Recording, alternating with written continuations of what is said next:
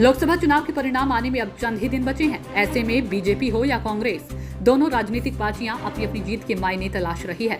बात अगर कांग्रेस की करें तो कांग्रेस भी 5 सीटों पर आश्वस्त नजर आ रही है।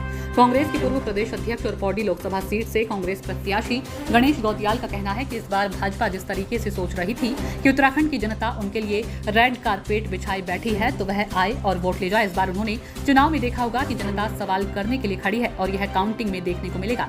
गणेश गौतियाल ने कहा कि भाजपा इस बार एक तरफा चुनाव मान रही थी, ऐसा कुछ नहीं है। 5 लोकसभा सीटों पर कांटे की टक्कर है और उत्तराखंड में मतदान कम होना यह दर्शाता है कि सरकार के खिलाफ लोगों में नाराजगी है और इस बार 5 लोकसभा सीटें कांग्रेस के पाले में होगी।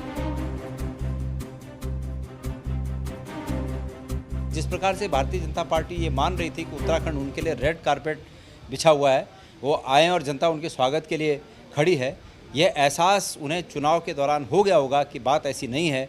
जनता उनके सामने प्रश्न पूछने के लिए खड़ी है और इसका ये जो मैं कह रहा हूँ ये काउंटिंग में परिलक्षित होगा, ये रिजल्ट में परिलक्षित होगा।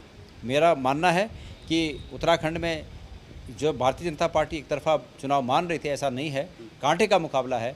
अल्मोड़ा में बहुत कम वोटों का प्रतिशत, बहुत कम मतों का होना, मतलब बहुत कम मत पड़ना, ये इस ओर इंगित करता है कि लोगों में भारी नाराज़गी है।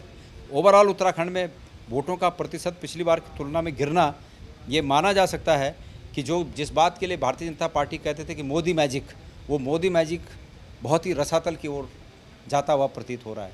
तो कांटे का मुकाबला सभी सीटों पर है और मेरा विश्वास है कि कांग्रेस सब सीटों पर चुनाव जीतेगी। धन्यवाद।